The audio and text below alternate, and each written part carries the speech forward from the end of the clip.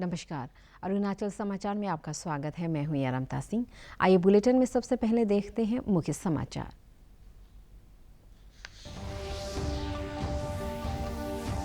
केंद्रीय वित्त मंत्री निर्मला सीतारमण ने देश को आत्मनिर्भर बनाने की आवश्यकता पर दिया जोर। कहा, सरकार द्वारा घोषित आर्थिक पैकेज से कारोबारियों के लिए व्यवसाय करना होगा आसान।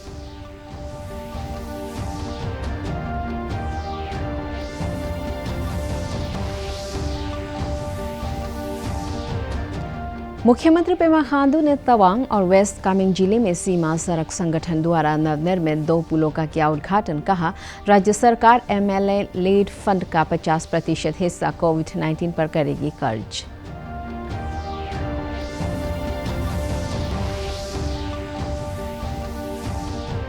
अगले 10 दिनों में 2600 ट्रेनों से 36 लाख यात्रियों को उनके निर्धारित स्थानों तक पहुंचाने की रेलवे की तैयारी। रेलवे बोर्ड के अध्यक्ष विनोद कुमार यादव ने कहा, जरूरत के अनुसार चलती रहेगी श्रमिक स्पेशल ट्रेनें।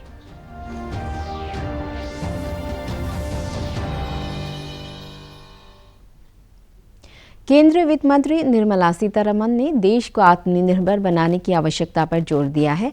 दूरदर्शन समाचार के साथ बैंड में श्रीमती सीतारमण ने कहा कि देश को अब भी उन वस्तुओं का आयात करना पड़ता है जो देश में उपयोग के लिए और निर्यात के लिए सामान बनाने में इस्तेमाल की जाती है। उन्होंने कहा कि सरकार ने जिस तरह से आर्थिक पैकेज तैयार किया है उससे उन लोगों को तत्काल मदद मिलेगी जिन्हें अर्थव्यवस्था शुरू करने के लिए अतिरिक्त पूंजी की जरूरत है। उन्होंने कहा कि इससे मांग और आपूर्ति दोनों पक्षों को फायदा होगा। महामारी के दौरान अर्थव्यवस्था पर फिर शुरू करने के मुद्दे पर केंद्रीय वित्त मंत्री ने कहा कि उन्होंने इस आश्वासन के साथ सभी विकल्प खुले रखे हैं कि सरकार उनकी मदद के लिए तैयार है। केंद्रीय वित्त मंत्री ने फिर कहा कि सरकार द्वारा घोषित आर्थिक पैकेज से कारोबारियों के लिए व्यवसाय करना आसान हो जाएगा।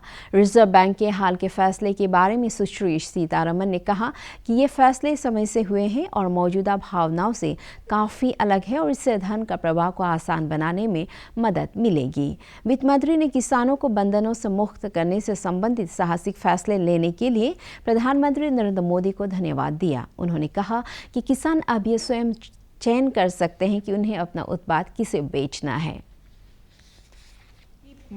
All my options open so that the next 10 months goes with a reassurance that the government is there ready to help. It has lockdown being in place even now, the economy and its restart, we can give all these packages, but it still means workers have to get back to work. Are they all going to be migrant or are they going to be local workers substituting for the migrant workers? And when the workers come back, how is it that the companies are going to readjust with them? So there are lots of questions of adjustment, of restarting. So we'll have to wait for it.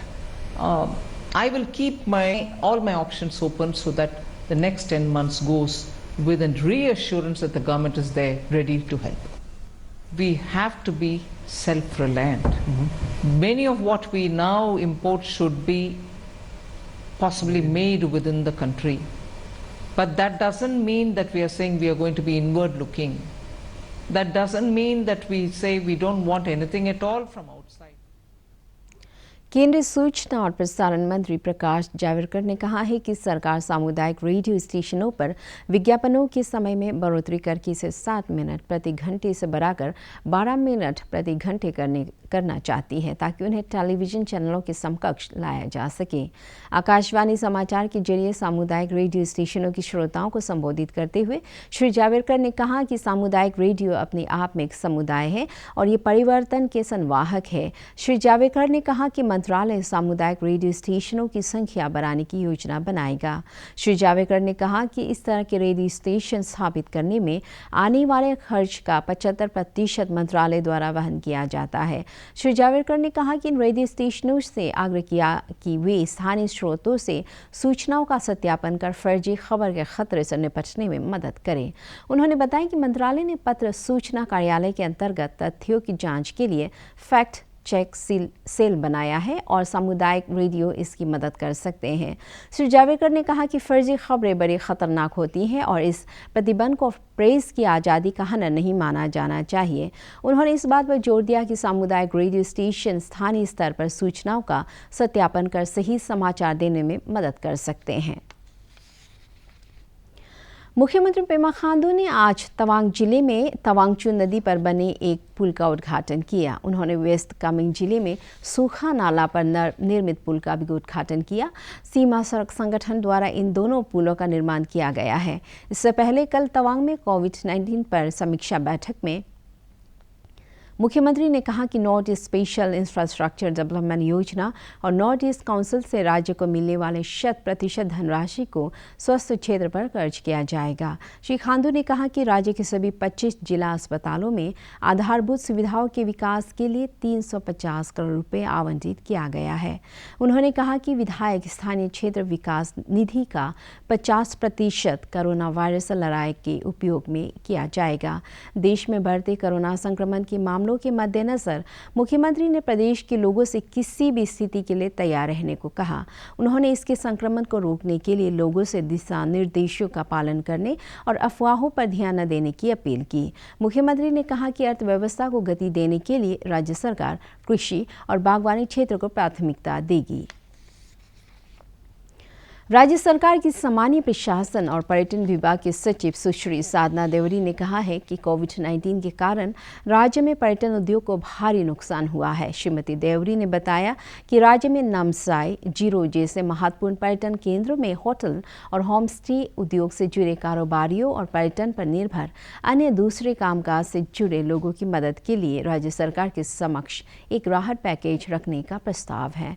उन्होंने कहा कि पर्यटन उद्योग को फिर से गति देने के लिए विभाग राज्य में व्यक्ति विशेष के अनुकूल पर्यटन गतिविधियों जैसे आध्यात्मिक टूरिज्म आदि को बढ़ावा देने के लिए बड़े पैमाने पर कार्य योजना तैयार कर रहा है। On how for social distancing and where there will be less interaction with the community. Okay. So in this what I would mean to say is that we have adventure tourism where we have trekkings, we have birdings, and we have nature trails and angling, rafting. These are quite individual oriented activities.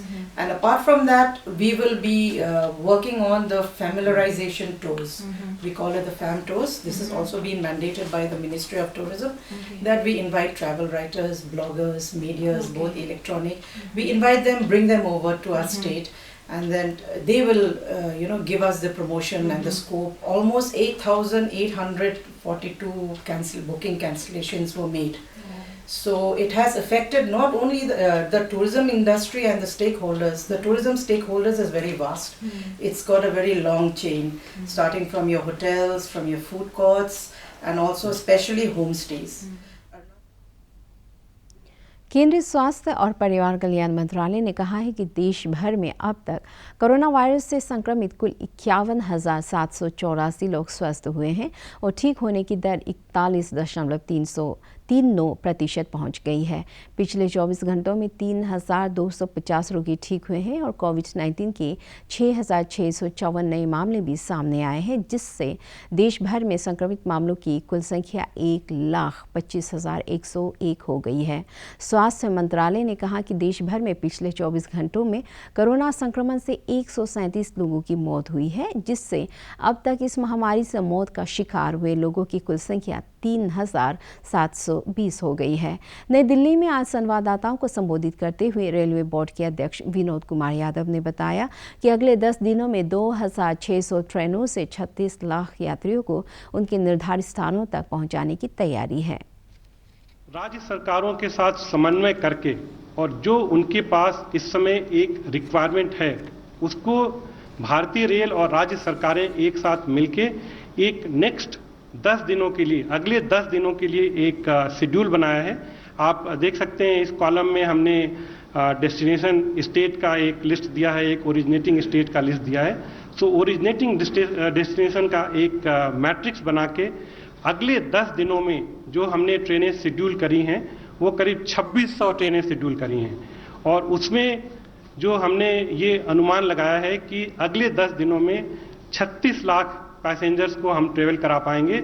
और इसके अतिरिक्त हमने सारे राज्य सरकारों से अनुरोध किया है कि अगर उनकी राज्य की सीमा में कहीं से भी अगर उनको ट्रेन अरेंज करनी है वो हम तुरंत अरेंज कराएंगे। हम अपने सारे डिविजनल हेडक्वार्टर्स में हमने ट्रेन प्लेस करके रखी हुई है, एक तरह से रिक तैयार करके रखी है, और जैसे ही हमको कोई रिक्वायरमेंट मिलती है स्टेट गवर्नमेंट अथॉरिटी से, हम विद इन स्टेट भी ट्रेन चलाने को तैयारी करके रखे हुए हैं। तो इस तरह से जो नेक्स्ट 10 दिन का जो मेरा एक प्रोजेक्टेड आंकड़ा है उसमें 36 लाख ये जो सूचीबद्ध तरीके से इंटर स्टेट ट्रेवल और करीब 10 से 12 लाख जो विद इन स्टेट हम ट्रेवल का आंकड़ा रख के चल रहे हैं। और ये मैं ईस्ट सियांग जिला प्रशासन ने मानसून को देखते हुए लोगों से सियांग नदी में मछली पकड़ने या तैराकी के लिए न जाने की अपील की है। जिला प्रशासन ने निचले इलाकों में रहने वाले लोगों से भी सतर्क रहने और लकड़ी, बांस या सब्जी के लिए नदी के किनारों पर न जाने की अपील की है। इधर अपर सुबनसिरी जिले के दापोरिजो के पास सुबनसिरी नदी में मछली पकड़ते समय नदी में डूब जाने से एक युवक की मौत हो गई। पुलिस ने नदी से शव बरामद कर उसके परिजनों को सौंप दिया है।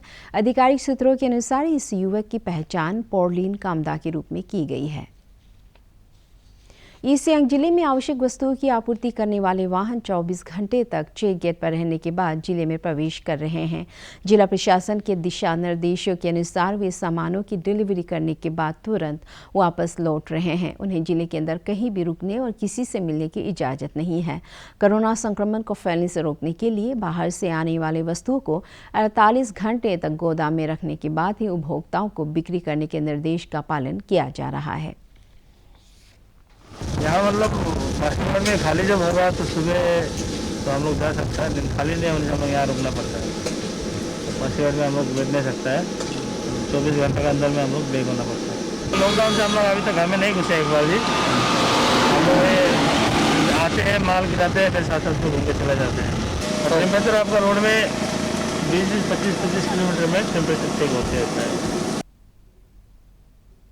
लॉकडाउन में ढील मिलने से राज्य में कृषि गतिविधियां जोर पकड़ रही है। लोहित जिले में किसान सोशल डिस्टेंसिंग का पालन करते हुए कृषि कार्यों में लगे हुए हैं। स्कूलें बंद होने से छात्र छात्राएं अपने माता पिता के साथ खेती के काम में हाथ बधा रहे हैं। उनका कहना है कि इससे उन्हें खेती के बारे में सीखने का अवसर मिल रहा है और पैदावार अच्छी होने से घर की ज़रूरतें पूरी करने में मदद मिलेगी।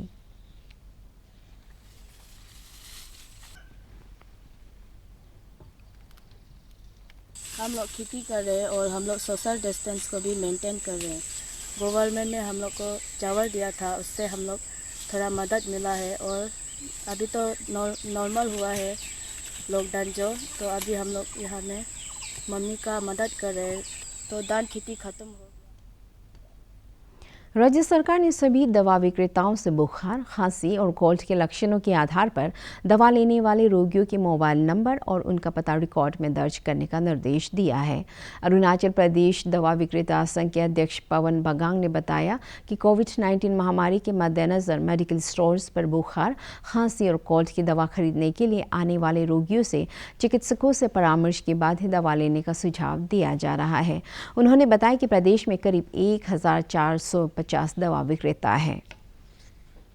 Department of health and family welfare से एक गवर्नमेंट ऑफ अरुणाचल से एडवाइजरी जारी किया कि कोई भी पेशेंट चाहे वो फार्मेसी काउंटर में आके इंडिविजुअल भी आओ या डॉक्टर प्रिस्क्राइब लेके आओ, तो वो कोई भी आता है तो उस पर्सन से उस पेशेंट को आप हमारा केमिस्ट काउंटर लोगों को एडवाइजरी किया गया कि आप उनका नाम, पता और उसका सिम्टम्स जो दवाई मांग रहा है वो सिम्टम्स को आप रिकॉर्ड करना और उनको तुरंत एडवाइस भी देना है कि आप ये टेस्टिंग सेंटर में, कोविड टेस्टिंग सेंटर में चले जाइए, या अगर नहीं। लॉकडाउन के दौरान रक्त की मांग को पूरा करने के लिए Arunachal Pradesh Christian revival church council की युवा शाखा द्वारा आज तोमोरुबा स्वास्थ्य एवं चिकित्सा विज्ञान संस्थान में रक्तदान किया गया। इस अवसर पर 27 सदस्यों ने रक्तदान किया। युवाओं ने लोगों से नियमित अंतराल पर रक्तदान करने की अपील की।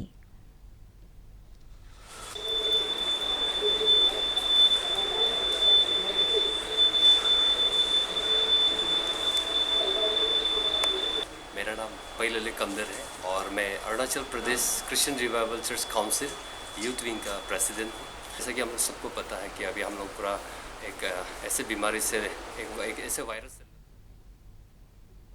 अरुणाचल समाचार के आज के अंक में इतना ही। हम कल फिर हाजिर होंगे अरुणाचल और देश दुनिया की खबरों के साथ। आप देखते रहिए अरुण प्रभा। नमस्कार।